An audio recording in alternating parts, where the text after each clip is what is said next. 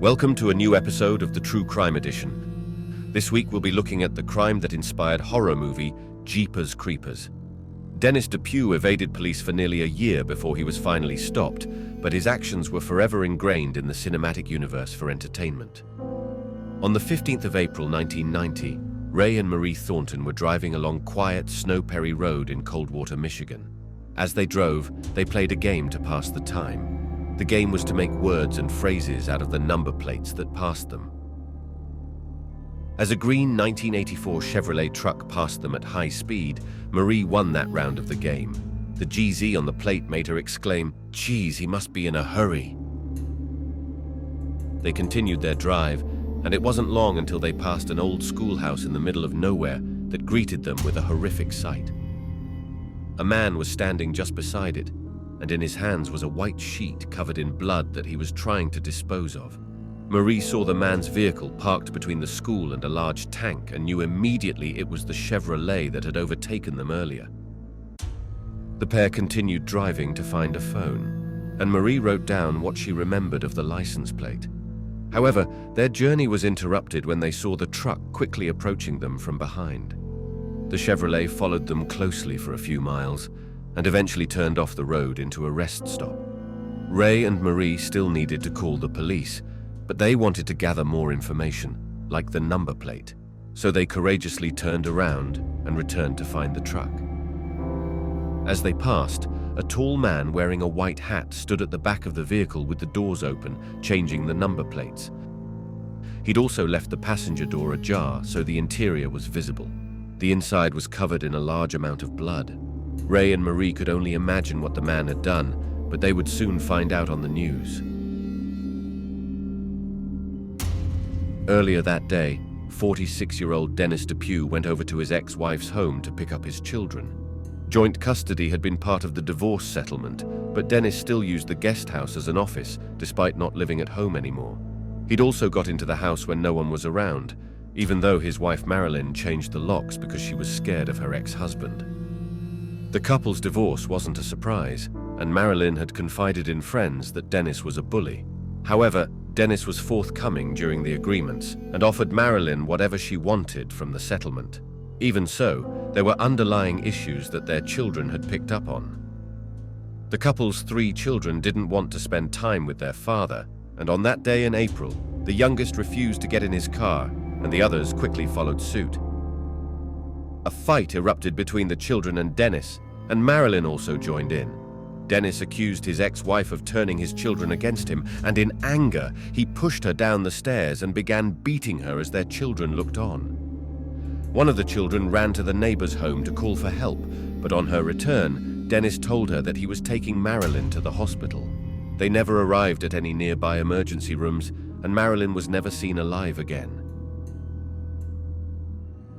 When the Thorntons saw Dennis by the school, he was disposing of the sheet he'd used to transport Marilyn's dead body.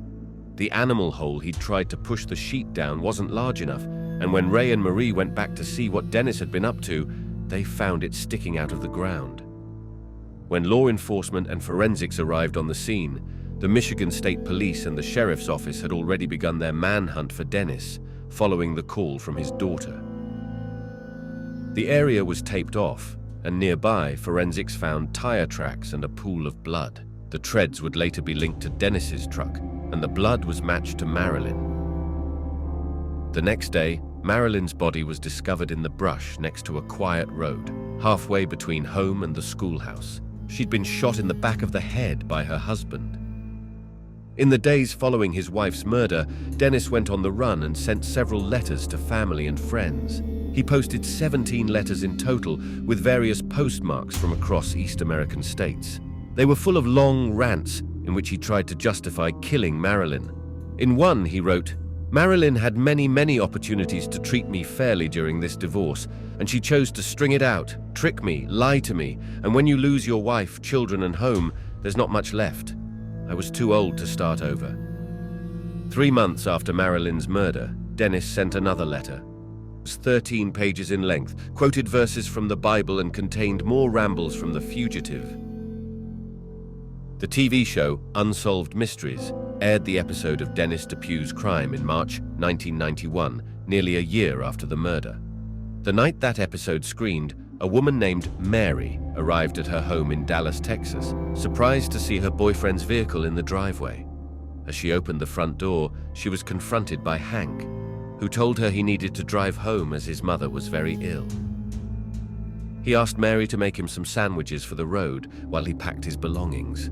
In reality, Hank was trying to keep her busy so she wouldn't sit down to watch television and see his face staring back at her from the screen.